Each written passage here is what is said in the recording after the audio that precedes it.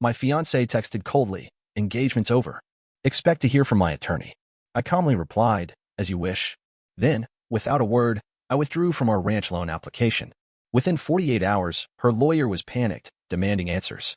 Within hours, her lawyer was freaking out, and Lydia was losing control. It hit me between the yogurt aisle and the self-checkout. 1 second, I was comparing prices on almond milk, and the next, my phone buzzed with a message that split my life in two. "Alec, this isn't working. The engagement is off. I'll have my lawyer reach out about the ranch loan. Please don't contact me directly." Just like that. No warning. No phone call. Just one cold, emotionless paragraph. I stared at the screen, thinking maybe it was a mistake. Maybe she hit send too early. Maybe I was dreaming. I looked around at the normal world continuing without me. A toddler wailing in a cart, a teenager restocking bananas, the music overhead playing a song I didn't recognize. Nobody else seemed to notice that my entire life had just been detonated. My name is Alec. I'm 33 years old, living just outside Bozeman, Montana.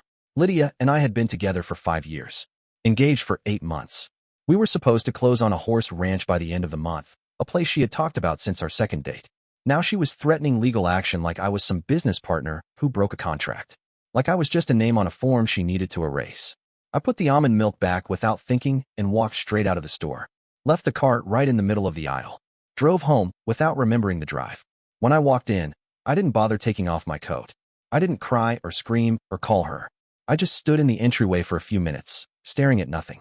Then I went to my desk, turned on the computer, and opened the loan application for the ranch. It was still in process, pending my signature. I clicked into the portal, scanned through the documents. Everything was sitting in a digital queue, waiting for me to give it life.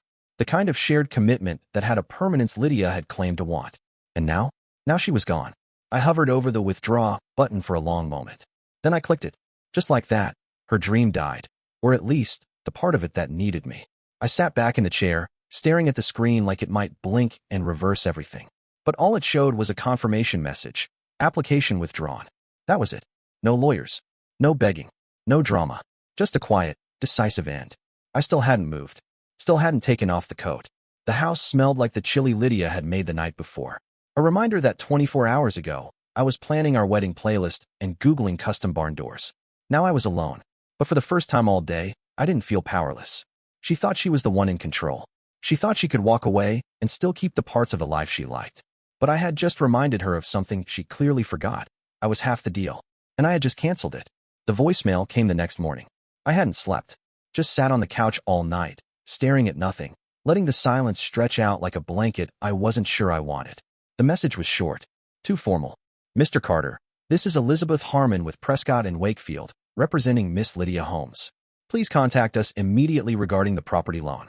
We have reason to believe your recent action may constitute a breach of good faith under the preliminary agreement." I played it twice just to hear how carefully they avoided words like relationship or fiancé. To them, Lydia and I weren't two people who had once shared a bed and a dream. We were just two names on a failed deal. I didn't call back. I didn't even save the number. Over the next 2 days, they called again. And again. New numbers, new names. They emailed, too. Always CCNG Lydia, like she was the wounded party in a broken contract. But I knew better. By the second day, I was back at work. I sat through meetings I didn't hear, answered emails I didn't care about. The world kept turning, and I let it.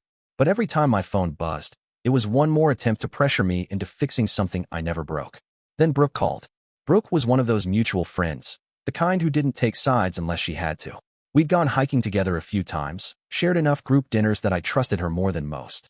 "I shouldn't even be calling you," she said, skipping the hello. "But she's losing it, Alec." I stayed quiet, letting her fill the space. She found out the ranch deal collapsed. She's been screaming at everyone, her mom, the agent, even the bank. She said you blindsided her. I snorted. "That's rich." "I know," Brooke said quickly. "I'm not taking her side. I just thought you should know. She's saying you did it out of spite." The idea actually made me laugh. Not a joyful laugh, more like a sharp breath of disbelief. Right? Because refusing to be manipulated is now vindictive. There was a pause on her end. "I always wondered why she needed that ranch so badly," Brooke said softly. She talked about it like it was a stage set, not a home. I didn't answer. I didn't need to.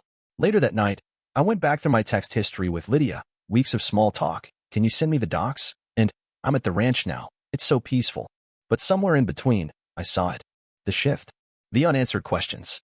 The call she let go to voicemail. The day she said she was too sick to come over but posted sunset photos from the property an hour later. I didn't feel angry. Not yet. I just felt alert. Let them panic. Let them scramble. I was done playing the fool. I wasn't expecting company, so when the knock came, I figured it was a neighbor or maybe one of Lydia's lawyer dogs finally growing a spine. But when I opened the door, it was her father. Richard Holmes stood on my front step in a fleece vest and that expensive brand of politeness wealthy men used when they wanted something. I hadn't seen him since Lydia's birthday dinner, a stiff, overpriced affair where he spent most of the night talking about land taxes and bourbon. Mind if I come in for a minute? He asked. I stepped aside without saying anything. He didn't sit down, just stood by the windows, looking out like he didn't recognize the view. I wanted to hear it from you, he said finally. Lydia said you pulled out of the loan without warning. She's been volatile. She broke off our engagement in a text, I replied, voice flat, and threatened legal action. So yeah, I pulled out. The warning was implied. He didn't flinch, but I saw the way his jaw moved, a slow grind like he was chewing something bitter. She didn't mention that part, he muttered. Of course she didn't. I walked to the counter, poured myself a cup of coffee I didn't need. I didn't offer him one. She told me the ranch was everything she'd ever wanted, he said. Said you two were building something stable. I shrugged. I think she liked the idea of building something. She just didn't want to do it with me. He finally turned around to face me. There was something different in his expression, not anger, not even disappointment. Just unease. Lydia's always had big dreams, he said slowly. But she's not good at follow through. I didn't respond. I wasn't about to be the one to connect those dots for him. Richard sighed and took a step toward the door. If there's anything I should know, he said carefully, now's the time. I met his eyes. She ended things. She has to live with that. Not me. He nodded, but the tension in his face said more than his words did. He left without another question. Later that night, I got a message on Instagram from a name I barely remembered, Marcus Holmes, Lydia's cousin, a trust fund type who mostly lived off summer internships and glossy family holidays. The message was short. Ask her about Damien. Just ask. That was it. Damien. I stared at the name, trying to remember if she'd ever mentioned it. A coworker? A friend? Nothing came up. So I did what any suspicious ex would do. I started digging. 10 minutes on social media gave me what I needed. A tagged photo, posted 2 weeks ago. Lydia in a red coat, holding a coffee on some foggy balcony. Standing next to her, smiling like he belonged there, was Damien. Same weekend she told me she had the flu. I zoomed in, his arm around her waist. Her smile, real, relaxed, not sick in the slightest. So that was it. Not just betrayal, but cowardice wrapped in silence. And now, slowly, it was unraveling. By Monday morning, I was done waiting for the next hit to land. I called the mortgage lender and made the withdrawal permanent. No more delays. No temporary reconsideration box checked. I wanted it in writing, my name officially removed from anything Lydia had touched. Then I pulled up her breakup text, added a short note explaining the situation, and forwarded it to the loan office. It wasn't petty. It was documentation. Paper trails were safer than feelings. The guy on the other end of the line hesitated after reading it. So, this pretty much kills the deal, he said. Good, I replied. That same afternoon, I sent a message to my old friend Noah in Denver. He used to joke that if I ever got sick of Lydia's horse ranch fantasies, I should come help him run his sustainable vineyard outside of Castle Rock. At the time, I'd laughed it off. Now, it didn't seem so ridiculous. I just wrote, still have that opening? He responded within 20 minutes, I was hoping you'd ask. It felt strange, lining up the pieces of a new life while Lydia was still trying to glue together the shards of the old one. But I didn't owe her stability anymore. I owed myself peace. That night, my phone buzzed again, another email from Lydia's attorney. This one more aggressive. Our client is dismayed by the abrupt severance of financial cooperation. Your actions may trigger a claim for damages related to the investment potential of the property. I didn't even finish reading it. I forwarded the email to the lawyer I had just retained that morning. Her name was Sandra, and unlike Lydia's firm, she didn't waste words. She just replied, "You're covered. Let them chase ghosts." The weird part was how quiet Lydia herself had been. No calls, no texts, not even a rage-fueled voicemail. Just her lawyers, like a proxy war she didn't want to fight in person. Then my bank app lit up with a fraud alert. At first, I thought it was a glitch. But when I logged in, I saw it clear as day. A flagged transaction attempt on our shared event fund, the one we opened for the wedding venue deposit and catering. Lydia had tried to transfer the entire balance to an account under her name alone, almost $6,000. I froze the account instantly and filed a dispute with the bank. Then I emailed the alert to Sandra. She called me within the hour. This isn't just shady, she said. It's potentially criminal. We'll include it in the brief. I leaned back in my chair and let out a slow breath. Lydia had always been subtle. Passive-aggressive. Calculated. But this was desperation. She was used to me fixing things quietly, apologizing for fights I didn't start, picking up slack for choices she made. Not anymore. This time, I wasn't folding. I was building something new, without her, without apology. 2 days after freezing the account, Sandra called me again, this time at night, which wasn't like her. She's escalating, she said. I just got an email from Lydia's lawyer. You might want to sit down. I didn't sit. She says she's pregnant. Claims you're the father. My stomach didn't drop. My heart didn't race. I just closed my eyes and let the absurdity wash over me like a cold wave. Pregnant. I repeated. 8 weeks, supposedly. Her attorney is demanding a discussion about financial responsibility, prenatal care, paternity acknowledgement, child support. All of it. I stared at the floor, silent. Not from shock. From calculation. Lydia and I hadn't slept together in over 2 months. Not since that fight in February, when she claimed to be too emotionally drained and locked herself in the guest room for 3 nights straight. I did the math. Her story didn't add up. I want a test, I said calmly. I figured, Sandra replied. I've already filed a formal request for DNA verification before any talks of obligation begin. The next morning, my phone buzzed again. Voicemail from an unknown number. It was her. Her voice was shaky at first, like she was trying to cry but couldn't quite commit.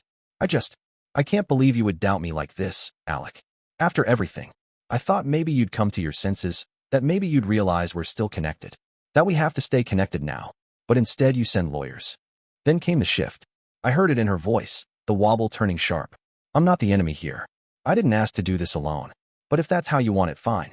You'll regret making me go through this without you. I didn't call back. Instead, I wrote 2 emails. One to Sandra, confirming we proceed with paternity denial and court-ordered testing. The other, to Noah in Denver.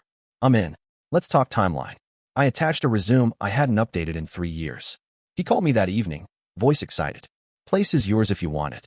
We've already got housing lined up on site. It's quiet, clean, and no one cares who you used to be. That last line stuck with me. No one cares who you used to be. I took one last look around my place. The fridge still covered in photos of vacations Lydia had planned but never paid for. The bookshelf full of wedding planning guides we never read. Then I packed the first box. She thought a baby lie would pull me back. She didn't realize I was already gone. The news broke on a Tuesday morning, tucked between some tagged beach photo and an ad for pet insurance on my feed. Thank you all for the support during this painful time. We lost the baby last night. Please give us space to grieve. Lydia Holmes. Condolences poured in. Friends I barely remembered commenting with broken heart emojis. A few posted black and white flower photos in their stories, tagging her. The same people who used to greet me with hugs were now mourning a child that never existed, and a mother I barely recognized anymore. I didn't react, didn't comment. I just screenshotted everything and forwarded it to Sandra. She called me 10 minutes later. She's trying to control the narrative, she said. This miscarriage post? It's a public reset button. You're going to be the heartless ex who abandoned a grieving woman unless we keep documenting everything. I already have, I said. All of it. What she didn't know, what Lydia didn't count on, was Brooke. Brooke texted me that same evening. No small talk. Just straight to it. So, Lydia told Damien she miscarried. But she also told her cousin it was a false alarm. And to me, she said she made the whole thing up to get you to talk to her. I stared at my phone for a long time. There it was, 3 versions of the same lie, depending on who needed to hear it. I asked Brooke if she had proof. She sent a screenshot. A message from Lydia, timestamped that morning. Honestly, I just needed him to slow down and think. The baby thing was never about trapping him. He just needed a wake-up call. No remorse. Just justification. I didn't feel surprised.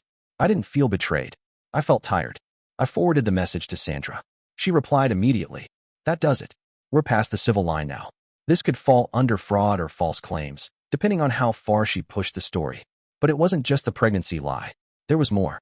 That afternoon, I got a call from the ranch lender's fraud department. A quiet-voiced woman named Carla. Mr. Carter, we received an updated application from Ms. Holmes late last night. It included your digital signature. My heart thudded. I didn't sign anything, I said. We know, she said. That's why we flagged it. She sent the document over. I opened the PDF and stared at it. My name typed neatly, forged in a sloppy attempt to mimic my real signature. The timestamp was less than 24 hours old. It was over, or it would be soon. Sandra took the file and sent it to the authorities. Within hours, we got confirmation that criminal charges might be considered. Forgery, fraud, possibly attempted wire deception. Lydia had crossed the line. Again, I watched the whole thing unfold like a movie. The false sympathy online, the panic calls from her lawyer, the the silence that followed once they realized I wasn't playing anymore. The lies weren't unraveling. They were detonating. I was pouring coffee when the message came through. It was from Damien. Yeah, that Damien. The man from the photo. The guy Lydia had wrapped herself around while claiming to be home with the flu. The one she denied even knowing when I asked weeks ago. And now, here he was in my inbox. Hey, I know this is weird, but I feel like I owe you something. Can we talk? I sat down at the counter and just stared at the screen. A dozen responses came to mind, most of them unprintable. But curiosity got the better of me. Go ahead, I typed. He replied right away. I didn't know she was lying. About you. About everything. She told me you were emotionally abusive, controlling, manipulative. She said you tried to sabotage her life after she left you. My stomach turned. Not because I believed it, but because I could picture her saying it. The dramatics. The trembling voice. The fragile routine she pulled out whenever she needed someone to feel guilty. I believed her, Damien continued. At first. But then I saw her unravel. The fake pregnancy. The forged docs. The late-night calls to her cousin where she laughed about teaching you a lesson. I started putting it together. I didn't know what to say. It was one thing to be hurt, another to be lied to. But this was character assassination. Quiet. Strategic. The kind of slander that poisons you without leaving a mark. I'm sorry, man, he wrote. I really am. I got played too. I just didn't want to be part of her lies anymore. I didn't reply right away. I let the messages sit there, glowing on my screen like little digital landmines. Sandra was the first person I called. She's shifting to scorched earth, I said, pacing the living room. She's setting the stage, Sandra replied. If she knows criminal charges are coming, she's going to paint herself as the victim, make you the aggressor, maybe even claim retaliation. Can she? She can try, but we'll be ready. She started drafting a defensive brief that same night. Timeline of the relationship. Proof of correspondence. Witnesses. Photos. Every scrap of documentation that showed Lydia was the one orchestrating the chaos, not me. I didn't cry. I didn't rage.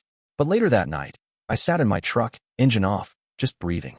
All I could think about was the first time I saw her, standing outside that gallery in a green coat, hands wrapped around a hot chocolate, telling me she loved how snow made everything quieter. I believed every word she said. I ignored every red flag. The dodge questions. The sudden mood swings. The people she cut off without a second thought. Toxic. She always called them. She was rewriting our story, turning me into a monster to cover her tracks. But not this time. I wasn't staying quiet anymore. The truth would speak, and it was bringing receipts. It happened quietly, like most endings do. A certified letter from the mortgage company landed in my mailbox. Inside, confirmation that Lydia had submitted another forged application, complete with my name and signature, trying once again to salvage the ranch deal behind my back. But this time, she didn't just get caught. She got caught after the fraud unit had been formally notified. After I had already flagged the first forgery. I took the letter to Sandra the next morning. She read it in silence, flipping each page slowly, her eyes scanning like a surgeon prepping for an incision. Well, she said at last, this is it. Criminal. Almost certainly. This is document tampering, forged identity use, attempted fraud on a loan worth over 400 grand. She's not walking away from this with just a cease and desist. She handed me a checklist, next steps for witness statements, a timeline for what the DA's office might need, and how we continue protecting me in case she decided to try anything else publicly. Later that afternoon, Lydia's lawyer emailed us again, this time in a completely different tone. No bolded legal threats. No passive-aggressive language about good faith. Just one line. Our client is open to settling matters privately. Please advise. I laughed out loud when I read it. Sandra just smiled. They're scared. She should be, I said. She gambled and lost. Now she wants the house lights off before anyone sees the wreckage. We didn't reply to the email.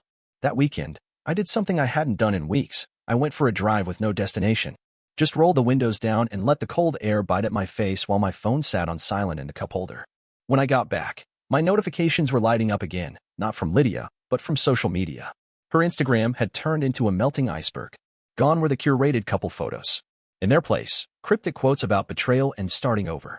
Stories tagged from random coffee shops, always alone, usually with some blurry photo of a journal and a candle.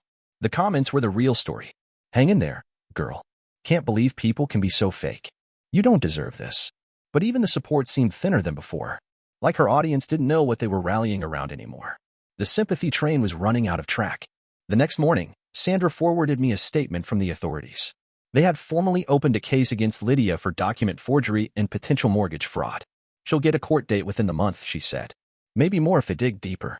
I closed the email and just stared at my screen. This was it. Not payback. Not revenge. Just gravity doing its job. She thought I would collapse first. She didn't realize I'd already found solid ground, and I wasn't moving. He called on a Thursday evening. I almost didn't answer.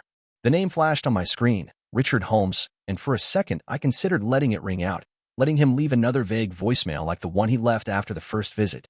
But something told me this was different. I answered on the third ring. "Alec," he said quietly. "I won't take much of your time."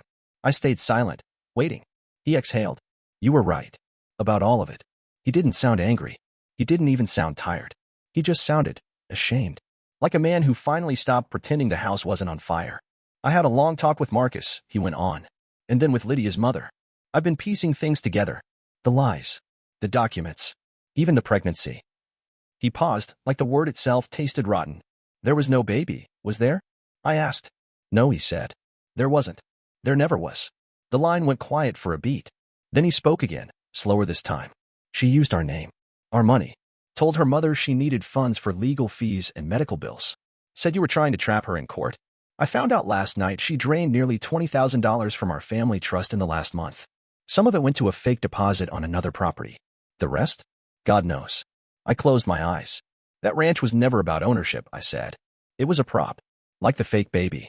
Like the legal threats." He didn't argue. "I want you to know," Richard continued, "I'm handling it. My lawyer is working on a full audit of what she touched. And I'll support whatever actions you take. Legally, morally, all of it." "Why now?" I asked. His voice cracked for the first time. "Because she's my daughter, and I thought I was protecting her. But all I've done is enable her. I let her spin her stories. I let her shame people. I let her walk all over decent men like you and call it empowerment." He paused, then added, barely audible, "I'm sorry. I didn't say it's okay, because it wasn't. I didn't say thank you, because apologies don't need rewards. Instead, I said, I hope you mean that." "I do." The call ended a few minutes later. Not with a bang. Not with some emotional breakthrough. Just a quiet understanding that something broken had finally been named out loud. That weekend, I packed the last of Lydia's belongings into a cardboard box, a few scarves, a pair of books she never read, a framed photo of us from 2 years ago that had always felt staged. I drove it to her parents' place. Richard opened the door. I didn't go inside. I just handed him the box. "She's yours now," I said. He nodded. "She always was." I got back in my truck and drove away. No more texts. No more calls. No more damage control. It was over. The last thread had been cut, and for the first time since the text in the grocery store, I felt light. Not healed. Not whole. Just finally free.